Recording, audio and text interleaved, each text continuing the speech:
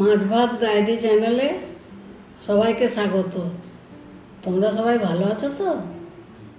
আজ বানাবো কারি পাতা দিয়ে ওটসের উপমা।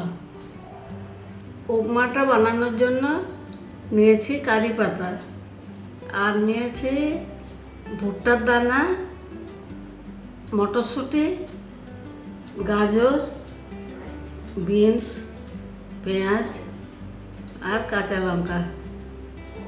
আমরা 70 গ্রাম ওটস নিয়েছি।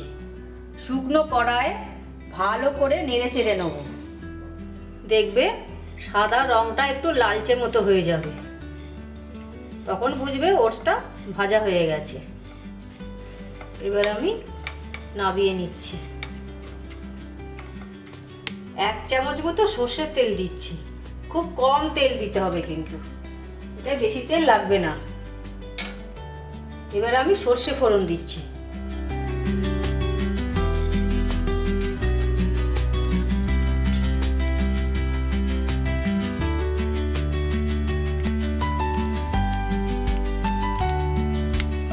তারপর আমি কারি পাতা ফোড়ন দিচ্ছি।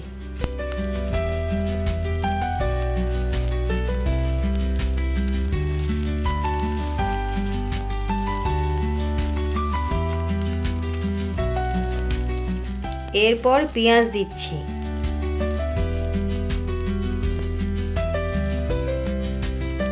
পেঁয়াজটা দিয়ে একটু নেড়ে চেড়ে নিতে হবে।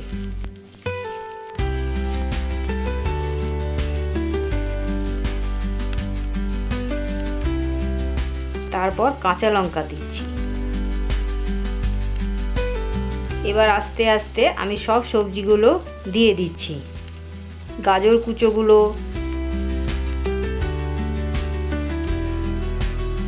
বিনস,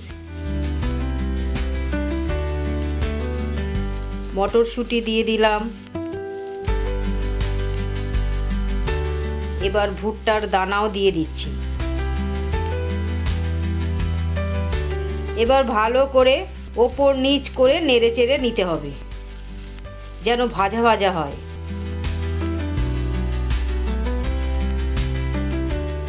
একটু নুন দিলাম।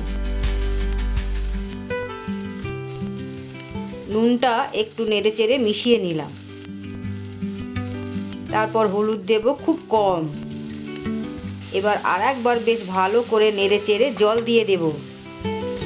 এবারে অল্প করে জল দিয়ে দিচ্ছি, এই কিন্তু সেদ্ধ হওয়ার মতো। এবারে আমি ঢাকা দিয়ে দিলাম।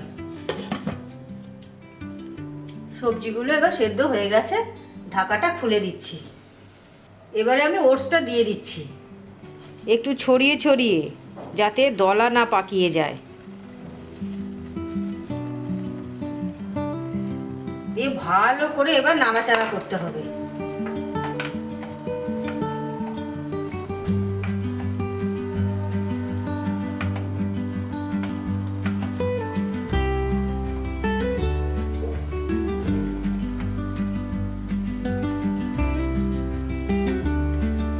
কারি পাতা দিয়ে ওটসের উপমা আমার রেডি।